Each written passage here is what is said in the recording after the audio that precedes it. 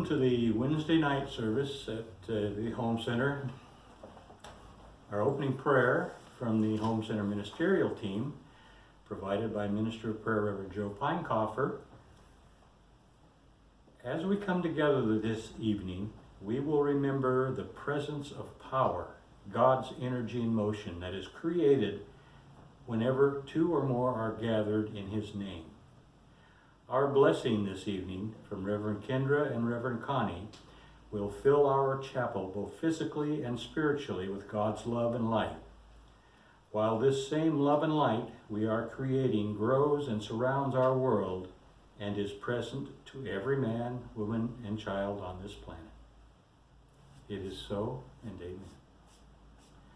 I'm going to turn the podium over to Reverend Connie.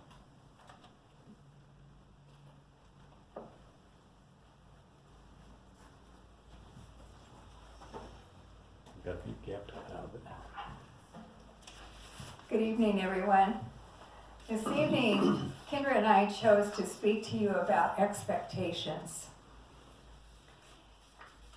So what is an expectation? An expectation is a strong belief that something will happen or be true in the future. That sounds as if an expectation could be very helpful in achieving your goals and desires for the future.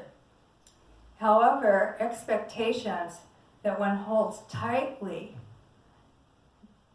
to as necessary for the future can keep you from being aware of the present moment, and it can be very distracting to you.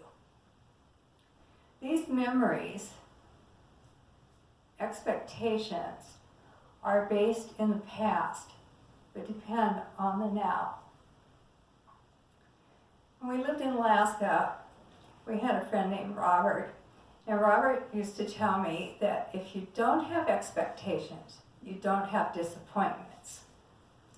Certainly having the expectation that something is going to happen or come about in a certain way or a certain amount of time doesn't always mean that it's going to happen that way. And you could certainly be disappointed.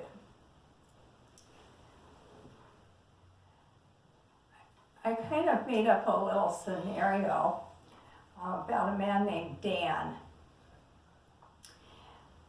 He brags to his cousin that he is absolutely certain that he is going to get a promotion. He's been expecting it to come for the last 10 years. Certainly, he's going to be the one that is going to get this promotion. He's going to become the head manager of the biggest account that the By George, We're Your Man company has coming open. Well, the day comes for the big meeting, and he's all excited, but the boss doesn't put his name out there. Instead, he has decided on Betty Brinkenbacher. Not only is Dan disappointed, he feels like a complete failure. This pattern has repeated time and time again in his life. You see, Dan has a habit of having grandiose ideas about himself, becoming the head of a company. Even though he never tries to develop the skills he needs to be a leader, he often goes back to the same old story about this. He's never given a break. He works so hard, and he never gets a break.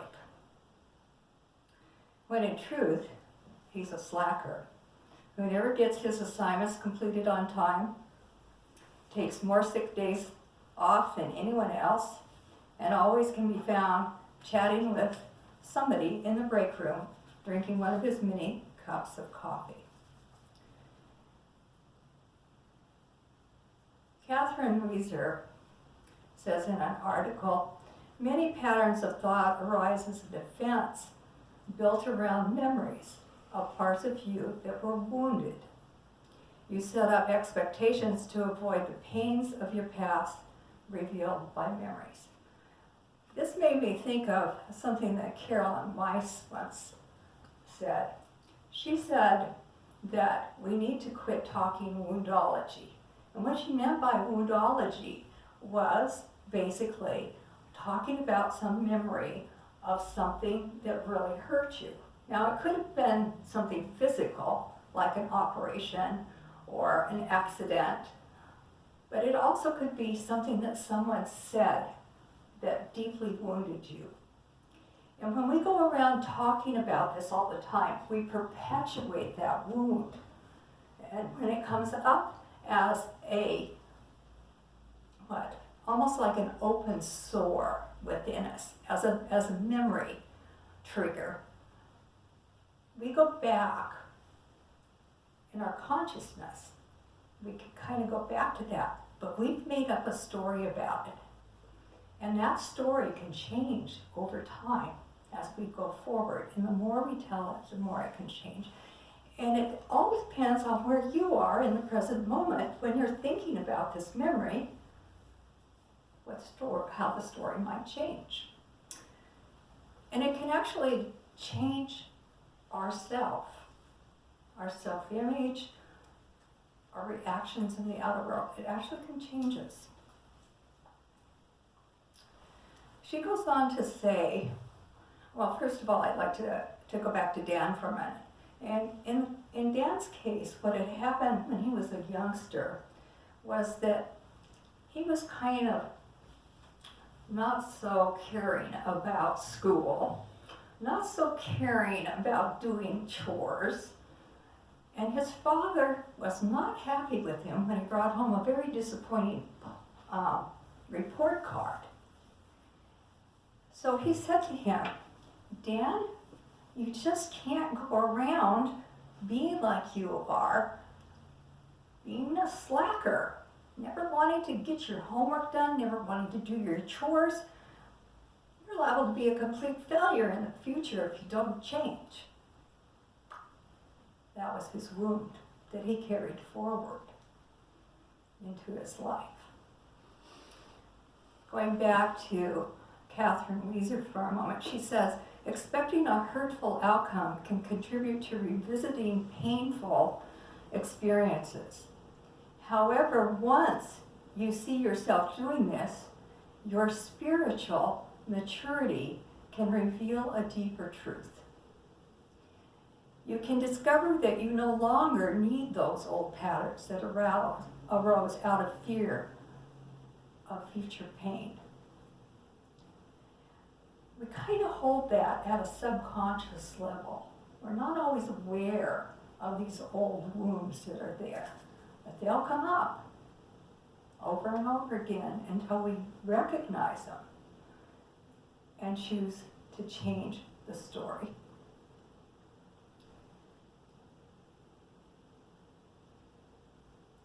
As we saw, Dan's fear was that of being a slacker and a failure.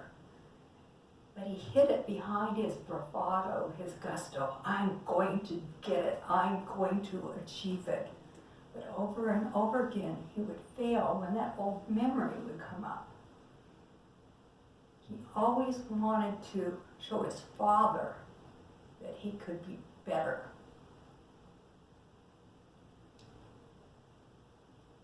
When a person becomes spiritually mature, they no longer need to repeat those thought patterns that cause them pain and suffering, because they have nothing to do with who they really are. And realizing that they no longer need these patterns is the first step to releasing their self from those patterns. We often hold memories that are either very painful or very happy to function as the platforms that we build our stories around. And then those stories, like I said, can change over time. I've watched my kids do this. My husband accuses me of it. We change our stories. We all see things differently, and it's actually the emotions that we attach to the incident that we're remembering. those emotions are coming back up in us. And what was it they made you feel like, you know? Did they make you feel like the failure or the slacker or maybe something else?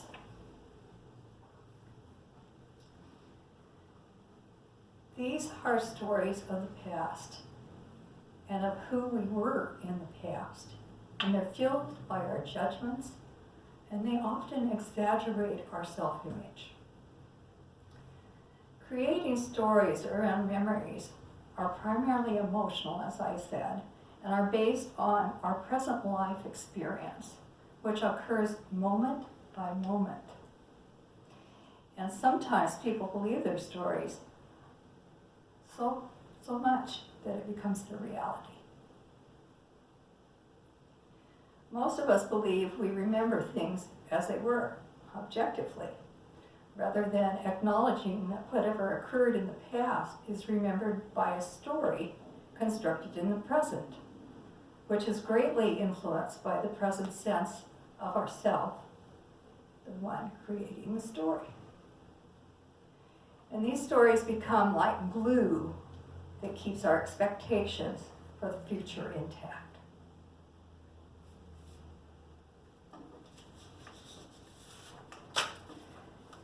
Going back to the example of Dan, we saw how he took his memory of his dad telling him he would be a slacker and a failure in the future and turned it into a story and allowed it to become his reality. In this, he was lacking being able to realize that he was creating the story around this memory over and over. And perhaps changing it. I mean, trying to be really brave. I'm going to be pretty brave. I can overcome this type of thing. Because behind all that gusto and bravado was the fear that he had been instilled by holding on to the very painful memory from his childhood. Had Dan chosen to create a happy story around the words of his father, or even just not believed it, he wouldn't have been disappointed. And he wouldn't have been disappointed in the future. Everyone has self-expectation, and at times these function as goals to develop motivation and achievement. This may be the useful way to make them. However, expectations can get used against you if you do not make them flexible. You need to be able to change them, not keep them being rigid and fixed. The being and doing balance in our life is greatly affected by how flexible we can be. Your experiences in each moment of your outer world also is dependent on being flexible in your expectations. As you progress through one change after another, because that's what our world is about. It's constant change. Can you be flexible? Can you change your expectations if they aren't meeting where you truly are? When we can become aware of our own expectations and the stories we have created around them, it is then we can determine how they are serving us. And it is then we will have grown in our spiritual understanding of ourselves. And that's what being on the path, as we call it here, is all about. Understanding the self. That truly is what enlightenment means, to understand oneself. And that's what we're moving towards. I'd like to now turn the podium over to Reverend Kindra. She's going to give you her views on expectation.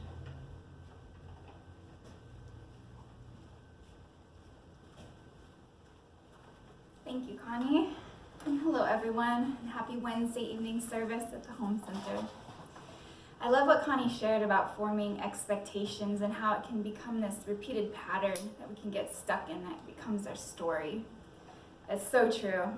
I was reflecting on myself as she was speaking. And I'd like to build on that with this idea of where do we form our expectations from. I was listening to a channel on YouTube which called Cryon, where a gentleman channels what he calls cryon, and he was speaking about something called the influential field.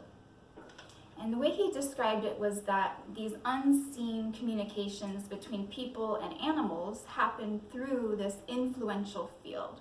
That there's this field of energy or a field between us that can be influenced. I started to think about the word influence and how it has the word flu in it and what we're going through right now collectively throughout the whole planet. And it has the word in and it has the word ens. So to me it appeared as essence in. And a flu can only continue forward as it enters in and is sent forward through people.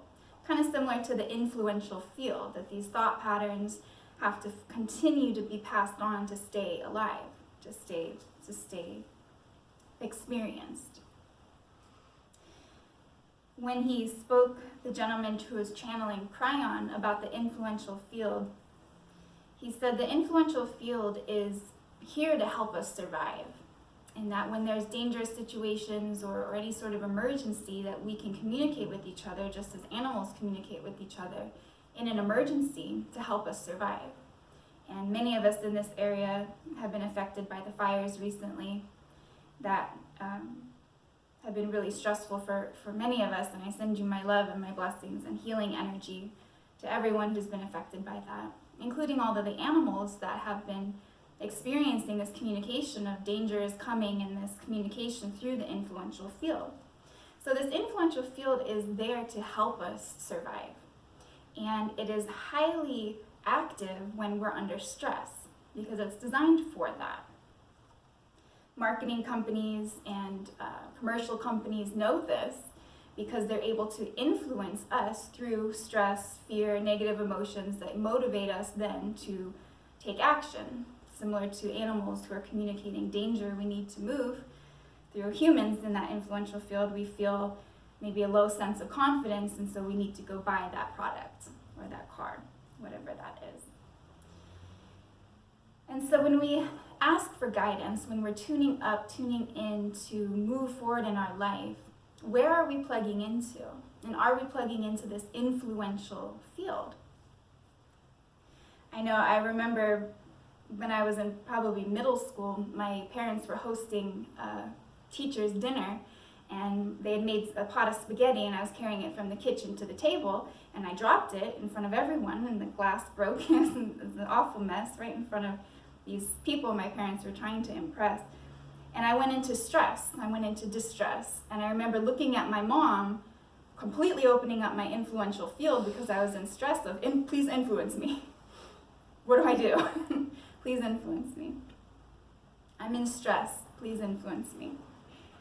Similar situation when I was in middle school doing a play, and I forgot my line. And I remember looking at the drama teacher with the same openness of, I'm in stress, influence me, what's my line? And so when we're asking for guidance, when we're asking for comfort and help moving forward in life, where are we tuning into? There's this point inside of us that I've heard being called as the 0 point, or the God person, or the God point. It's inside of all of us that is access to this interweb of consciousness that goes for infinity. And in this 0 point inside of ourselves, we connect to it outside of stress, outside of anxiety. We connect to it when we go into meditation or when we go into prayer. And it's from this 0 point that in peace, we can ask and receive influence or guidance that can help us move forward and create into the future rather than react to it. I was thinking a lot lately about how so many times in the classroom when I was teaching with children, how I would say very calmly a suggestion of the next activity, and no one would hear me because they're doing their own thing. And then I would need to go into stress or into a sharp tone of voice or into inspiring a fight or flight atmosphere to even tap into the channel to influence the room. And I don't know how many parents or just anyone who's worked with kids can relate to that, where you've got to use that sharp tone of voice to even touch their awareness, to have any influence. I know I think about my guardian angels or my guides who are guiding me, and how many times I have missed the message because they're speaking to me softly. They're speaking to me outside of a stress, and I missed it. And how it must be for them to try to connect to me, to influence me in a peaceful way. And so, as we're moving forward collectively into this unknown space that we're in, 2020 has been a year where we've changed so much. We've had to be flexible with our expectations, tuning in to where do we find our guidance and our information, where do we find that center point.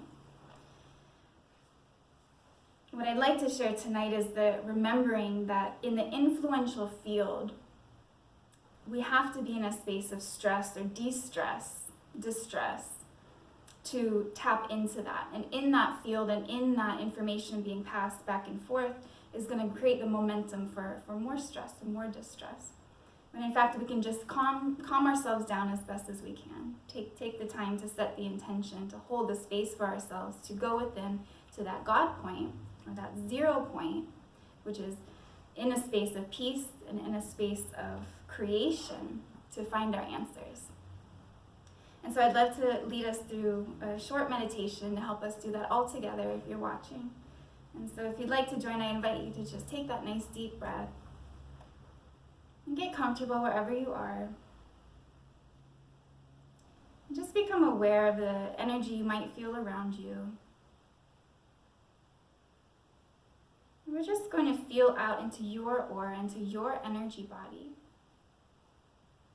And this is the space that has been gifted to you for your journey here in this life. Just like your arm belongs to you, and the boundaries of your physical body belong to you, so does your energy field.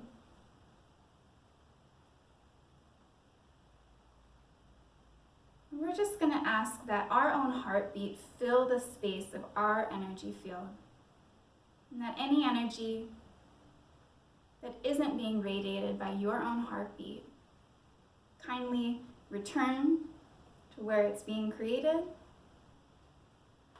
or go down into the earth with gravity to be transformed and cleansed and recycled. Let's take up our own energy field with our own soul light. And I invite you to feel into your spinal column, feel into your back, to your spine, and just notice what's there. And let's just take some deep breaths to open up the spinal column, the center meridian, with the same intention that this is your backbone. This is the pillar for your soul's light to breathe. And again, asking any energy that isn't you to kindly return to where it was created. Or, if it's for the highest good, go to the earth to be transformed. And then in this spinal column space, I invite us to bring our awareness to our 0 point. Just noticing where that might be for you. For me, I feel it right under my heart, kind of tucked up in my gut. And in this space is a place outside of time, outside of reaction, outside of the need to survive moment to moment.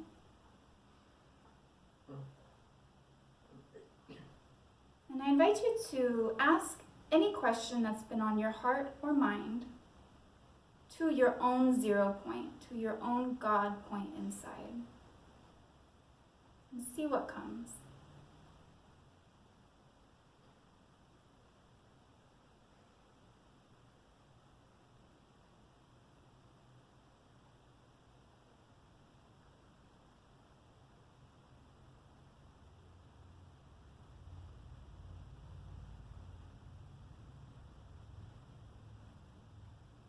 knowing you can return to this place at any time. Go ahead and write down what's come to you, or make a note if you'd like.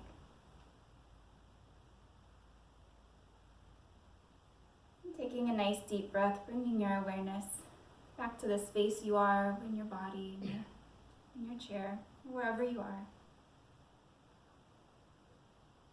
And I encourage us to, that next time that we're tempted out of feeling uncomfortable, to check our Facebook feed, to check the news, to have the next, to know what's coming, to know what to expect, so that we can react. We can stay on top of it, stay ahead of it. Next time we feel that urge to satisfy our anxiety in that way, I encourage us to stop and return to that God point inside, that 0 point inside, wherever it is within you, and ask the question there. From that place, we can bring new energy or solutions into manifestation on earth, instead of being chained and locked into reaction for survival. And so, thank you all so very much for joining us on Wednesday evening. We miss you all. Can't wait to see you again. Good night.